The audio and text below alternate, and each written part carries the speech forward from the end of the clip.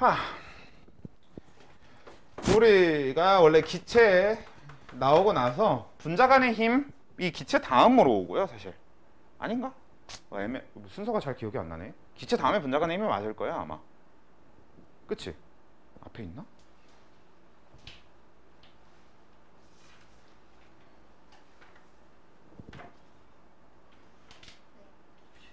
기체 다음이지. 그래.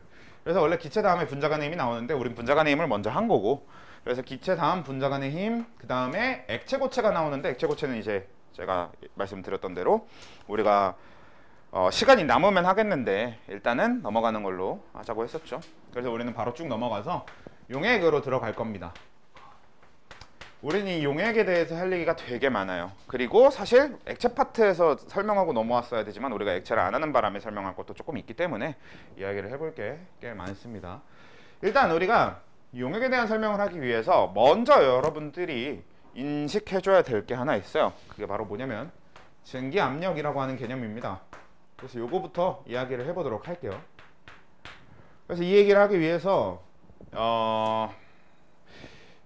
여러분들 기화라고 하는 상태 변화에 대해서 알죠? 기화가 뭡니까? 액체에서 기체가 되는 게 기화예요. 그래서 액체에서 기체가 되다 보니까 뭘 해요? 에너지를, 그걸 우리가 흔히 뭐라고 해? 근데 전혀 반대죠. 네, 액체랑 기체 중에서 누가 더 자유로워? 그쵸? 입자가 더 자유롭기 위해서는 어떻다고? 에너지가 많이 필요하다고. 그렇잖아. 여러분들 더 자유롭게 막 활동적이게 움직일 수 있을 때가 더 에너지가 많은 상태인 거 맞잖아요. 아니면 정 안 하다 하면 그런 거 생각하세요. 우리가 지금의 자유를 얻기 위해서 무슨 운동이 어쩌고 막 있던 거 있었잖아. 에너지가 많이 필요한 거 맞잖아. 그런 식으로 생각을 하든가. 근데 뭐가 됐든 아무튼 이제 여기서 흡열이라고 하는 반응이 있었어야 되는 거라고. 그렇죠? 이게 이제 우리가 흔히 얘기하는 기화입니다. 근데 이 기화라고 하는 상태 변화 안에서 우린 좀 두 가지를 좀 구분해 볼 필요가 있어요. 뭐랑 뭐를 구분을 할 거냐면요, 증발이라고 하는 현상과 끓음이라고 하는 현상을 구분해야 합니다. 얘는 둘 다 그러니까 둘 다 테크니컬하게는 기화예요. 그러니까 기술적으로는 기본적으로 기화 안에 다 들어가는 애들이라고. 증발이라고 하는 것도 그냥 기화의 일종이고, 끓음이라고 하는 것도 기화의 일종입니다. 둘 다 액체가 기체가 되는 거니까. 무슨 차이가 있을까요? 온도의 차이. 대표적으로 이제 온도의 차이가 있겠죠. 그러니까 온도의 차이, 그러니까 흔히 증발 같은 경우는 요즘 오늘 몇 도냐? 12도? 영하 2도? 아, 그냥 2도? 영상 2도? 아, 그 정도? 4도네요. 얼추 그래도 비슷하네. 지금 현재가 4도니까. 지금 4도면 되게 낮은 온도잖아요. 특히나 이제 물을 기준으로는 되게 낮은 온도란 말이야. 물의 어느 점이 0도씨이기 때문에 0도씨보다 살짝 높은 온도니까 물한테는 되게 낮은 온도예요. 그렇다고 해서 물의 증발이 안 일어나나요? 일어나요. 제가 오늘이 4도기 때문에 여기다가 이제 물을 담아 놓고 여기다 놓고 내일 오면 과연 그 물의 양이 내가 떠놓은 양과 같나? 그럴 리가 없죠. 그러니까 기본적으로 증발이라고 하는 건 되게 낮은 온도에서도 일어나는 거 맞아요. 근데 우리가 얘기하는 끓음이라고 하는 건 뭐죠? 네, 보글보글 끓는 거. 온도는? 네, 그러니까 그냥 순수한 물을 기준으로 했을 때 그쵸, 100도 정도의 온도가 필요하잖아. 그러니까 얘는 되게 높은 온도에서 일어나고 얘는 낮은 온도에서 일어나요. 왜? 무슨 차이가 있길래? 온도의 차이가 본질적인 차이를 만들어내는 건 아니고, 왜 온도가 달라야 일어나는 걸까요, 둘은? 사실 그러니까 사실 근본적으로 생각을 해보면 증발에는 그러니까 온도가 필요하지 않단 얘기야. 온도랑 상관없이 일어난다는 얘기니까. 근데 끓음이라고 하는 건 온도가 되게 중요하다는 얘기지. 왜 그런 차이를 갖게 될까?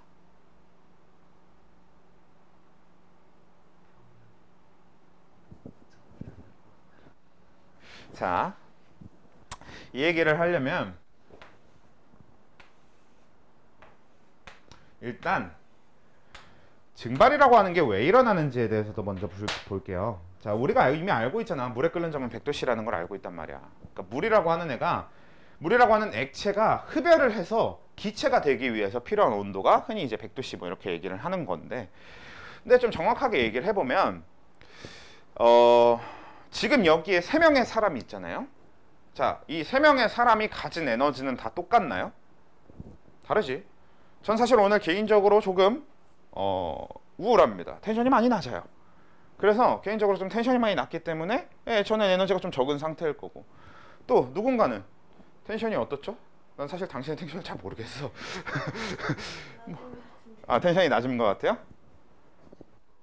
낮은 것 같아요? 그럼 뭐 셋 다 텐션이 낮다고 해봅시다. 그런데 우리 셋이 텐션이 낮다고 해서 정말 다 똑같은 텐션인 건가? 그렇진 않잖아. 뭐 좀 더 확장해 가서 너의 학교 반에 있는 친구들이라고 생각해봐. 그러면 걔네들이 매일매일 다 똑같은 텐션으로 살아갑니까? 그렇진 않지. 하지만 우리가 지금 셋 다 텐션이 낮으니까 그러면 이 반에 대해서 얘기할 때 전체적으로 지금 텐션이 어떤 반이라고 얘기해 볼 수는 있는 거예요? 낮은 반이라고 얘기해 볼 수는 있는 거야. 예를 들어 학교에서도 저는 좀 조용한 사람인데 우리 반은 엄청 시끄러워요, 이런 게 가능도 하잖아. 그러니까 그 반은 선생님들한테는 어떤 반이겠어? 시끄러운 반일 겁니다. 근데 나는 그냥 어떤 거야? 그 시끄러운 반에 속해 있는 조용한 사람일 수 있는 거지. 그러니까 이렇게 어떤 집단이 모여 있으면 그 집단 안에서는 서로 다 다른 상태로서 존재하게 됩니다. 그건 어떤 거? 입자에서도 마찬가지겠지. 그러니까 입자가 이 안에 존재를 하고 있다라고 하는 거, 입자들이 모여서 존재를 하고 있다고 했을 때 그 입자들은 항상 동일한 에너지를 갖고 있지 않아요. 전부 서로 다 다른 에너지를 갖고 있습니다. 그래서 우리가 이미 지난주에도 한번 잠깐 얘기했었지만 이 기체 분자의 운동 에너지란 얘기를 했었잖아요. 근데 이 기체 분자의 운동 에너지는 우리가 구할 수 있는 게 아니에요. 그래서 분자 운동 에너지라고 이제 우리는 표현하게 되는데, 이 분자 운동 에너지를 얘기할 때 항상 어떤 표현을 앞에 붙여주냐면 평균 분자 운동 에너지라는 표현을 써줍니다. 왜냐면 입자 하나하나가 가진 에너지는 우리는 알 수가 없는 거야.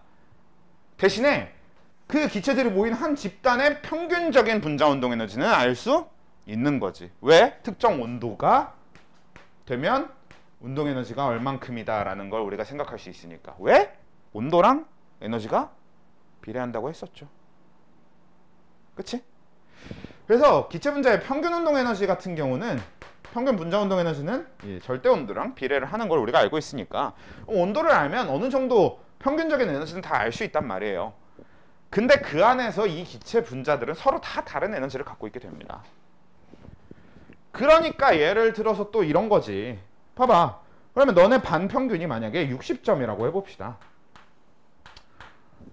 근데 반 평균이 60점인데 그건 무슨 뜻이에요? 60점 근처에 사람이 제일 많은 거겠지.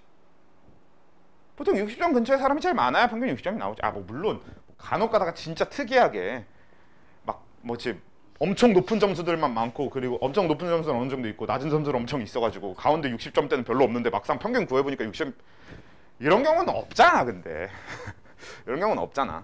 우리가 실제로 통계를 배웠나? 안 배웠나? 고3 때 배웠나? 통계 배웠나? 3학년 때 배워? 우리가 통계를 배우면요, 통계학적으로 당연히 평균에 가장 많은 사람 수가 몰려 있을 수밖에 없어요.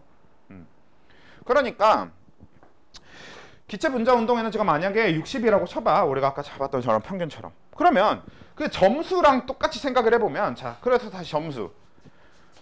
자, 반평균이 60점이라고 해서 그 반에는 60점대만 있나? 아니죠. 뭐도 있을 수 있는 거고, 100점도 있을 수 있는 거고, 뭐도 있을 수 있는 거야. 0점도 있을 수 있는 거야. 단지 전체적으로 평균을 내봤더니 몇이라는 것뿐이야? 60이라는 것뿐입니다. 그러니까 어떤 분자들이 모여있다, 어떤 입자들이 모여있다라는 상황도 똑같아요. 우리가 평균 운동 에너지가 얼만큼이다 라고 정해뒀다고 해서, 그리고 구해뒀다고 해서 모든 입자들이 그 근처인 게 아니라 그보다 훨씬 많은 에너지를 갖고 있는 애들도 분명히 존재하고요, 그보다 훨씬 적은 에너지를 갖고 있는 애들도 존재합니다. 그렇게 되다 보니까 이렇게 이 물컵에다가 물을 떠놓게 되면 여기서 무슨 일이 발생하게 되냐면요, 이 중에서 기화가 되기에 충분한 운동 에너지를 가진 애들이 생겨요. 왜? 평균보다 훨씬 높은 점수의 아이들이 있는 거랑 같은 겁니다. 그래서 이 안에 평균 분자 운동 에너지가 얼마가 되든 어차피 어떤 물 분자들은 기화가 될 만큼의 충분한 에너지를 갖고 있다고. 그러니까 이미 충분한 이 흡열의 조건을 만족을 해둔 거지. 그런 애들은 어떻게 했냐면 우리 입자의 온도라고 하는 거나 이런 거, 입자가 에너지가 많다 이런 거는 결국은 뭐로 이어지게 돼요? 아니, 방금 이것만 얘기해 봅시다. 우리 운동 에너지 공식이 뭐였죠? 다시? 운동 에너지는 2분의 1 mv 제곱. 그러니까 에너지가 결국 높아지면 뭐가 올라가는 거야? 이게 왜 부피야? 질량이 올라가진 않을 거 아니야. 질량이 변하지는 않을 테니까. 이거 속력이지, 속력. 속도가 변하잖아, 속도. 그러니까 에너지를 유난히 많이 갖고 있는 애들은 다르게 얘기하면 유난히 빨리 움직인다는 소리고 유난히 많이 움직인다는 소리입니다. 그러니까 이 안에 있는 애들 중에서 에너지를 많이 갖고 있는 애들은 분자 운동이 활발하다고. 되게 활발해요. 그렇게 활발하게 운동하던 와중에 얘가 하필 물의 표면 방향으로 이동해 버린 거야. 근데 얘는 어떻게 충분한 에너지를 갖고 있다고 했어? 기체가 되기에 충분한 에너지를 갖고 있다고 했지. 그럼 얘는 어떻게 해버리냐면 표면을 뚫고 나가버립니다. 그럼 이제 이게 우리가 얘기하는 증발이에요. 수증기로 바뀌어버리는 거지. 보통 이거는 딱 어느 정도의 힘만 있으면 되냐면 주변 다른 물 분자들이 나를 물 분자로 잡아두려는 것만 이길 수 있으면 돼. 생각보다 그렇게 많은 에너지가 필요하진 않습니다. 물론 세상에 존재하는 모든 물체 중에서 얘는, 이 물이라고 하는 애는 일단 수소결합이라는 얘기 때문에 되게 강한 힘으로 되어 있는 건 맞는데 아무튼 일단 그것만 이길 수 있으면 튀어나갈 수는 있다고. 그리고 그 튀어나가는 현상을 우린 증발이라고 해요. 근데 이제 여기서 의문이 하나 생기지. 어차피 얘가 에너지가 충분한 거라면 왜 표면 방향으로 움직여야만 밖으로 나갈 수 있느냐? 이게 이제 문제인 거란 말이에요. 그러기 위해서 이런 식의 상상을 한번 해봅시다. 그러니까 이 물 분자가 어차피 에너지가 되게 충분하니까 굳이 표면까지 안 가고 안에서 그냥 기화를 해버렸어. 수증기가 되어버렸다라고 쳐봅시다. 그럼 우리 물 안에서 수증기가 생겼어. 그럼 기체가 생긴 거니까 물 안에 있는 기체는 무슨 형태로 존재해요? 기포의 형태로 존재하지. 우리가 흔히 방울 이렇게 되는 거죠. 그래서 그런 기포, 거품의 형태로 존재하게 된단 말이야. 그럼 안에 이제 기포가 생겼고 이 안에는 이제 수증기가 이렇게 들어있다라고 상상을 해봅시다. 근데 여기서 문제가 뭐가 있냐면, 자, 풍선은 우리가 풍선을 불어놨어. 그리고 풍선을 묶어놨는데 내가 이 풍선을 누르다가 이 풍선이 어떻게 될 수 있어요? 펑 터지겠죠. 그치? 이 풍선은 터질 수 있단 말이야. 언제? 우리가 압력을 가하면.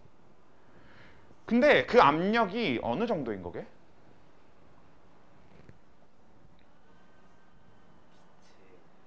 풍선 내부 압력이 풍선이 못 견딜 정도로 올라가면 터지는 겁니다. 근데 지금 우리가 위에서 가해지는 압력인 대기압 1기압은 사람이니까 못 느끼는 거야. 이게 사람 같은 경우는 어차피 내부 압력을 제대로 조절하고 있기 때문에, 아니 생물이라고 하는 애들은 전부 다 생물은 전부 다 본인 내부의 압력을 1기압으로 유지할 줄 알기 때문에 지금 이 조건에서 잘 살 수 있는 거고, 기본적으로 생물이 아닌 애지간한 물체들은 어떤 압력을 조절하는 기능이 따로 있지는 않을 거 아니에요. 그치? 우리는 뭐 이것저것 하면 되잖아. 몸 안에서 무슨 일이 일어나는지 몰라도 아무튼 막 되게 복잡한 일이 많이 일어난다는 사실을 얼추 알고 있잖아. 그런 과정을 통해서 압력을 조절하는데 얘는 그런 걸 못한다고. 그렇게 압력도 조절 못하고 하는데, 사실 이 1기압이라고 하는 게 어느 정도로 강한 압력이냐면 물로 치면 물기둥 10m입니다. 10m 물기둥이 1기압이에요. 근데 여러분들 진짜 10m 물기둥에 깔리잖아? 죽어요. 우리가 흔히 가로색으로 이 1세제곱미터 안에 들어있는 물이 몇이라고 알고 있어요?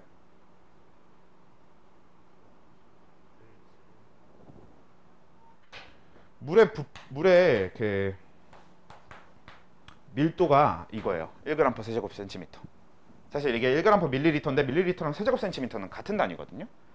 근데 몇 센티미터가 몇 미터예요? 1미터가 몇 센티미터야?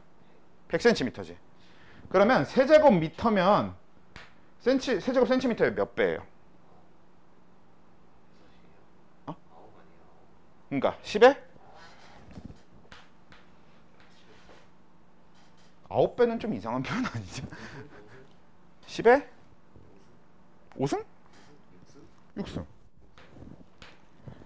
센티미터 하나당 미터가 될 때 100배잖아. 근데 그게 세제곱이니까 100배의 세제곱인 거죠. 그러니까 10의 6제곱이란 말이에요. 그럼 이건 뭐냐면 1톤이에요. 너네 가로 세로 높이 1세제곱미터면 뭐냐면 한 어느 정도 되는 거냐? 우리 키가 대충 한 160, 170 뭐 이 정도 선이니까 어차피 그러니까 한 요 정도 오는 한 요 정도에서 요렇게 되는 한 박스 하나 정도? 그 하나가 1톤입니다. 10m면 그러니까 어마어마해요. 10톤? 물 10톤? 그 사실 이게 물 10톤이 깔고 있는 거라고 우리 위로 물 10톤이 깔고 앉아 있는 거랑 마찬가지인 거지. 그러니까 원래 이게 되게 엄청나게 강한 압력입니다. 대기압, 일기압이라고 하는 게. 단지 우리 내부에서도 그만큼 압력이 있기 때문에 상관이 없는 거야. 자,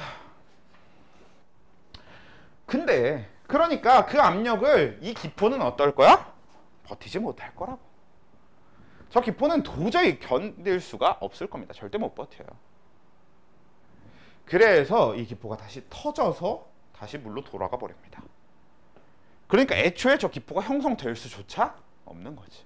그래서 우리가 볼 일이 없어요.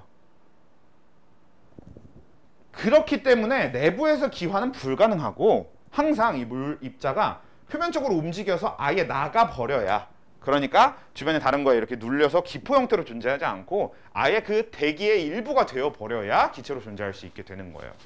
지금 이런 조건에서. 그래서 우리가 이걸 증발이라고 합니다. 그래서 증발은 우리가 뭐라고 표현하냐면 표면에서 일어나는 기화라고 표현해요. 표면에서 일어나는 기화. 자, 근데 이 기포가 견딜 방법이 있다? 이 기포는 어떻게 하면 견딜 수 있을까요? 뭐의 압력이 더 세면? 외부 압력이 더 세면 기포가 더 잘 터지는 거 아니야? 이미 내가 말한 거에 다 힌트가 있지. 우리 위에 10m 물기둥이 있는데 우리는 왜 잘 견딘다고 했어? 그걸 느끼지도 못하는 이유가 뭐야? 우리 안에 있는 압력도 어차피 그거랑 똑같아서지. 그럼 저 기포가 견딜 방법도 뭐겠어? 같아지면 되겠죠. 그래서 저 기포 내부의 압력이 대기압과 같아지면 그때부터 저 기포는 견딜 수 있게 됩니다. 그러면 그때부터 어떻게 되냐면 물 안에서 기포가 형성돼서 얘네들이 밖으로 수증기를 분출할 수 있게 돼. 그걸 우리는 보글보글보글 소리로 듣게 되는 거지. 그걸 우리가 끓음이라고 하는 겁니다. 그래서 끓음은 내부로부터의 기화예요. 얘는 외부에서, 그러니까 표면에서, 액체 표면에서 일어나는 기화를 증발이라고 하고, 액체 내부에서 일어나는 기화를 끓음이라고 합니다. 그럼 그 차이가 왜 생기느냐? 그럼 다시 돌아와서 이 내부에 압력을 올리는 방법이 뭡니까?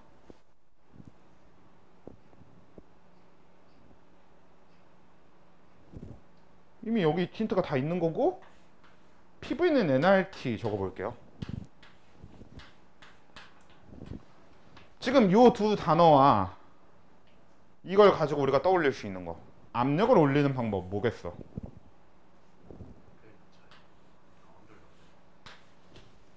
온도를 높이면 압력이 올라가네. 실제로 뭐야? 끓으면 어떻다고 아까 네가 뭐라고 했어? 온도가 높은 데서 일어난다고 했잖아. 그러니까 이게 지금 무슨 뜻이냐면 결국 이 내부에 있는 이 압력이 요 기포 안에 들어있게 되는 이 수증기라고 하는 것의 압력이 대기압을 버틸 수 있게 되어야 되는데, 그러기 위해서는 어떻다? 온도가 올라가야 된다. 그래서 온도가 올라가야만 일어나는 게 끓음인 겁니다. 이런 개념 자체가 성립되기 위해서 우리가 이 기포 안에 있는, 말 그대로 이 물이 증기가 된 거잖아요. 이런 액체가 증기가 돼서 만들어지는 압력을 우린 증기압력, 증기압이라고 표현을 하고요. 그리고 끓음이라고 하는 현상은 그래서 결론적으로 언제 일어나게 되냐? 이 증기압이라고 하는 게 대기압과 같아지면 일어납니다. 라고 하는 걸 여러분들이 우선적으로 이해를 해주셔야 됩니다. 오케이? 그래서 이걸 이해를 하셔야 돼요. 왜냐면 이거는 지금 용액단원이 아니라 원래 액체 파트에서 배웠어야 되는 건데 일단 끌고 와서 잠깐 하는 겁니다. 용액단원을 나가기 위해서. 그래서 이제 이 증기압력인데 우리가 이제 흔히 증기압력은 어떻게 측정을 하게 되냐면 이 안에 있는 기포의 압력을 측정할 수는 없으니까 이 증기압력은 어떻게 측정하냐면요. 내가 똑같이 물을 떠놓긴 했는데 내가 여기다가 뚜껑을 덮어놓고 간다고 해봅시다. 그럼 이게 내일 왔을 때 똑같이 다 증발해 있거나 하진 않겠지. 실제로 지금 내가 여기 물 떠다 놓고 간 거거든. 이거 일요일날 떠놓고 다 안 먹고 갔던 것 같은데 일요일 아니고 다른 날인가? 아무튼 이 컵이 아닐지도 몰라요. 다른 방에 있는 컵일지도 모르는데 아무튼 그러니까 만약에 충분한 시간이 있다고 하더라도 애초에 뚜껑이 덮여져 있으면 다 증발하는 일은 없어요. 우리가 물병 안에 있는 물이 아무리 오랜 시간이 지난다고 하더라도 다 증발해서 사라지거나 하진 않잖아. 근데 뚜껑이 없이 냈던 물은 시간이 지나면 다 증발하죠. 충분한 시간이 흐른 뒤에는. 그런 차이가 생기는 이유가 결국은 뭐야? 화학원에서 배운 동적 평형이지. 그러니까 얘가 어차피 위에 이렇게 덮어놓는 게 없으면 이 전체가 수증기가 존재할 수 있는 공간이 되어버려요. 그럼 뭐가 잘 안 일어나게 되냐면 응축이 잘 안 일어나겠지. 응축은 어떻게 일어나는 거냐면 마찬가지야. 위에 있는 기체들도 평균 분자 운동 에너지 이렇게 나눌 텐데 얘네들 중에서 운동 에너지가 낮은 애들이 존재한단 말이야. 그런 운동 에너지가 낮은 수증기가 요 표면 방향으로 움직이면 그대로 뚫고 들어가서 액체가 되어버리는 거야. 근데 이 넓은 공간이 존재하게 되면 굳이 얘 표면과 만날 일이 거의 없을 거 아니야. 그래서 실제로 응축될 확률이 지극히 낮아집니다. 그래서 응축 속도가 엄청 느려지겠지. 그래서 동적 평형이라는 것 자체가 성립될 수가 없게 돼. 근데 내가 여기다 뚜껑을 덮어놓잖아? 그러면 여기서 나갈 수증기라고 해봤자 다 어디서 움직이겠어? 이 안에서만 움직인단 말이야. 그러면 액체 표면과 부딪힐 확률이 어떻게 돼? 엄청 높아지겠지. 그래서 응축 속도가 높아질 수밖에 없는 거고. 그리고 이 위에 수증기가 많아지면 많아질수록 응축 속도는 어떻게 돼? 네, 빨라져요. 증발 속도는 어떻게? 그대로죠. 기억하시네요? 동적 평형적 개념. 네. 여기서 증발 속도는 똑같아요. 근데 응축 속도가 빨라지다 보면 이 안에서 동적 평형이 일어난단 말이야. 우리는 그 동적 평형이 일어났을 때 이 위에 수증기가 갖게 되는 압력을 지금 현재 조건에서의 증기압으로 봐줍니다. 이건 물뿐만 아니라 모든 액체한테 다 통용되는 거예요. 뭐 대표적으로 이제 유증기라고 많이 하지. 기름 증기, 유증기 하면 유증기압 이런 식으로 하는 거고. 알코올이면 알코올 증기압 이런 식이 되는 거지.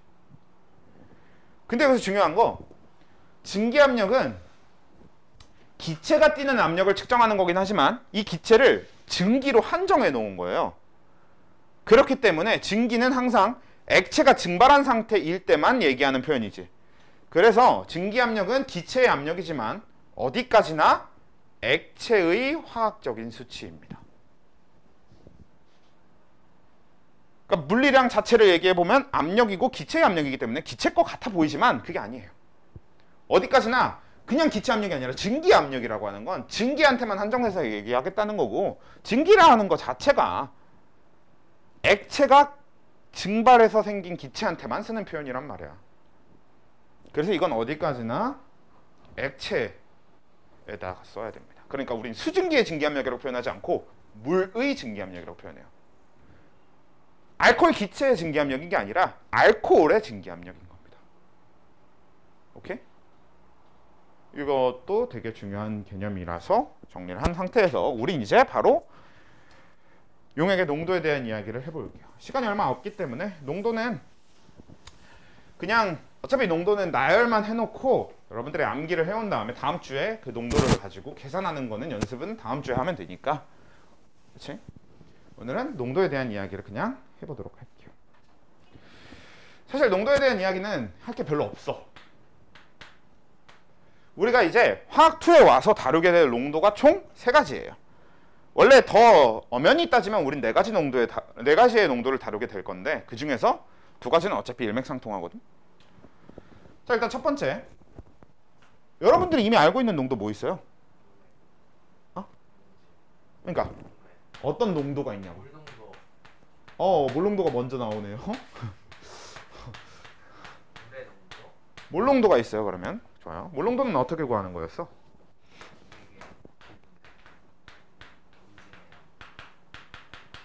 용의 부피 리터분의 용질 열 뭐예요? 용질 몰수. 자, 이게 몰농도란 말이야. 결국은 이 농도라고 하는 거는요, 이런 식으로 농도를 우리가 하기로 해라고 과학자들끼리 약속을 한 거야. 왜 그렇게 약속했냐면 그렇게 쓰니까 편하다니까. 실제로 이 몰농도라고 하는 건 정말 잘 만들어진 농도입니다. 왜냐면 우리가 현장에서 실제로 이제 여러분들이 나중에 과학 실험을 한다고 했을 때 결국 용액에 대해서 용액의 양을 비교하기에 가장 좋은 척도가 되는 게 부피예요. 용액의 양은 말 그대로 우리가 그거지. 너네들 음료수 가게 가서 음료수를 볼 때 음료수의 양이 어떻고를 볼 때 그 안에 들어있는 과즙의 양 이런 걸 봅니까? 그게 아니라 그냥 500ml면 500ml, 1리터면 1리터, 1.5리터면 1.5리터, 1.25리터면 1.25리터 이런 거나 보지. 과즙의 양 이런 거 잘 안 보잖아. 이건 과즙이 몇 %니까 이러면서 안 하잖아. 그렇죠? 그러니까 용액의 부피라고 하는 건 우리가 가장 쉽게 알 수 있는 거면서 가장 쉽게 비교할 수 있는 기준이 된다고. 그리고 그렇게 부피로서 양을 정해놓고 그 안에 들어있는 용질의 몰수를 이야기하게 되면 이건 화학적으로 너무 완벽한 농도입니다. 그래서 이 몰농도는요 실제로 되게 많이 쓰여요. 엄청 중요한 농도지. 이 화학에서 몰농도만큼 완벽한 농도가 없어. 진짜 잘 쓰이고 정말 좋아요. 근데 일상생활에서는 우리 몰농도 씁니까? 그렇죠? 지나가는 아저씨들이나 그리고 중학생들한테 몰농도 얘기한다고 아냐고. 솔직히 고등학생들도 결국은 몰농도 아는 학생들은 엄청 적은 거죠. 적어도 화원이나 화투를 배워야만 아는 거니까. 그 대학생들도 마찬가지입니다. 컴공과가 몰농도를 아는 사람이 얼마나 있겠어. 그렇잖아. 그래서 적어도 화학에서는 굉장히 중요하지만 일상생활에서 중요한 농도는 아니니까. 우리 일상생활에서 중요하게 쓰는 농도는 뭐예요? 아니 그건 얘도 용액의 농도야. 다 용액의 농도야. 그러니까 무슨 농도?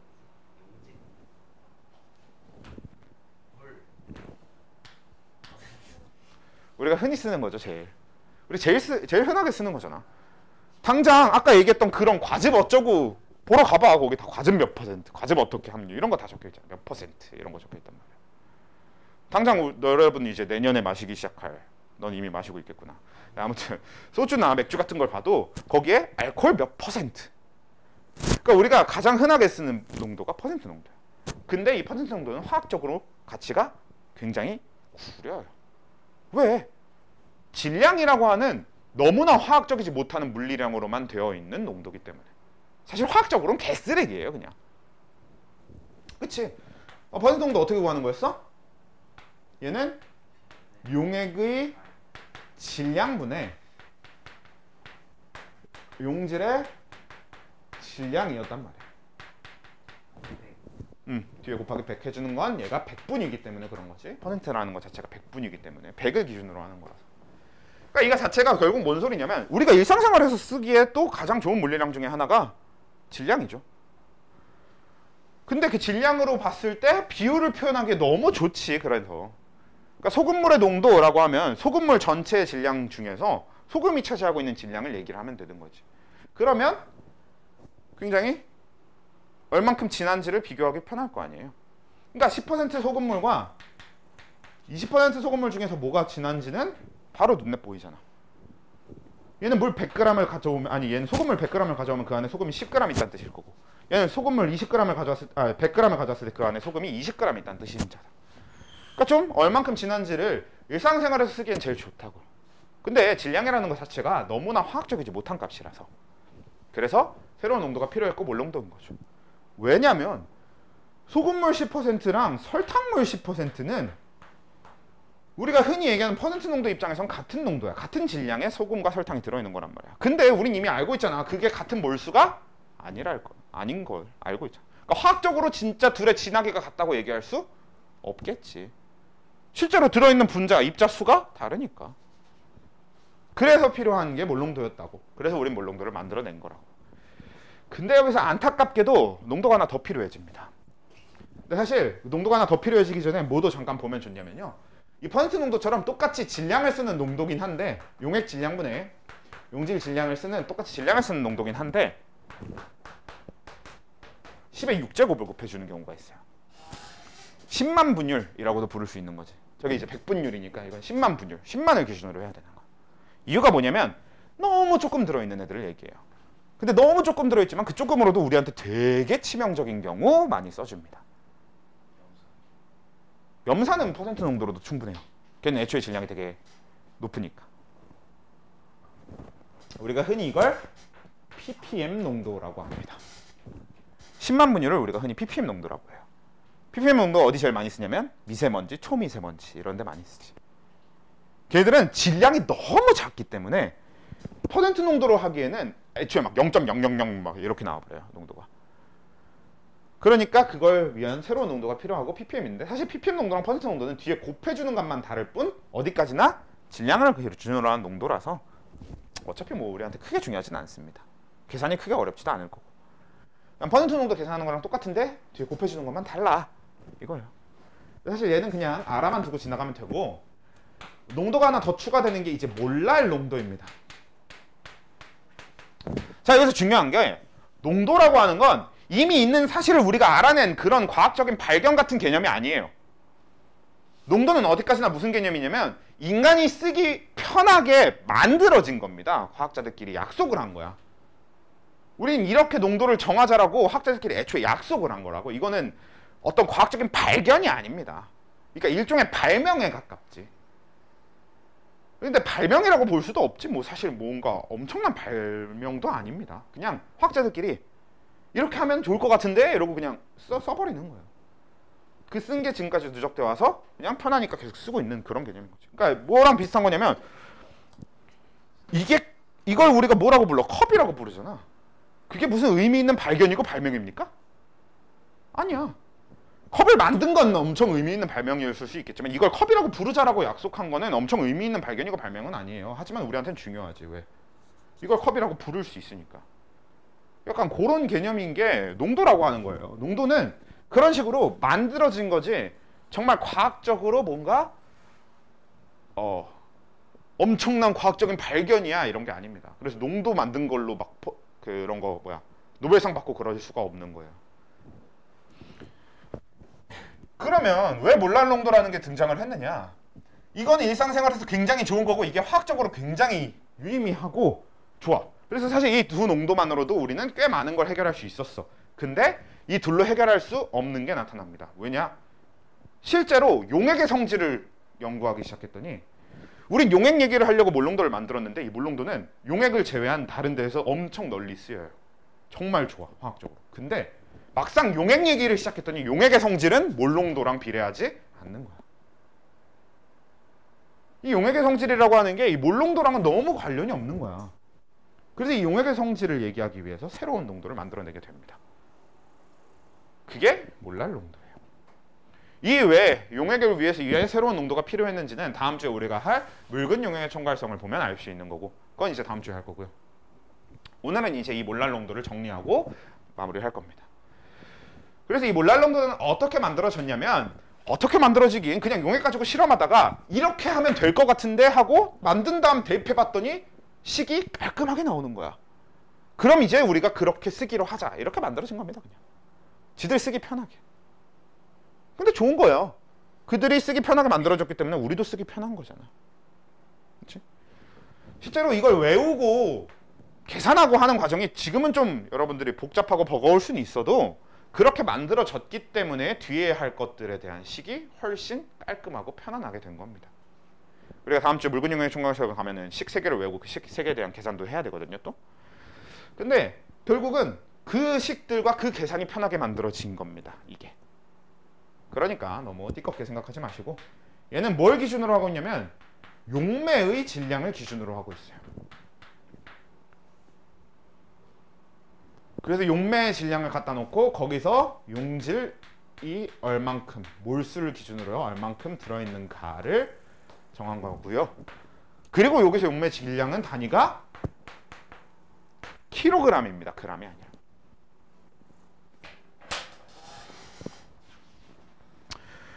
그래서 흔히 우리가 정리할 때 뭐라고 정리하냐면 몰농도라고 하는 건 용액 1리터에 들어있는 용질 몰수를 농도라고 표현해 놓은 거야.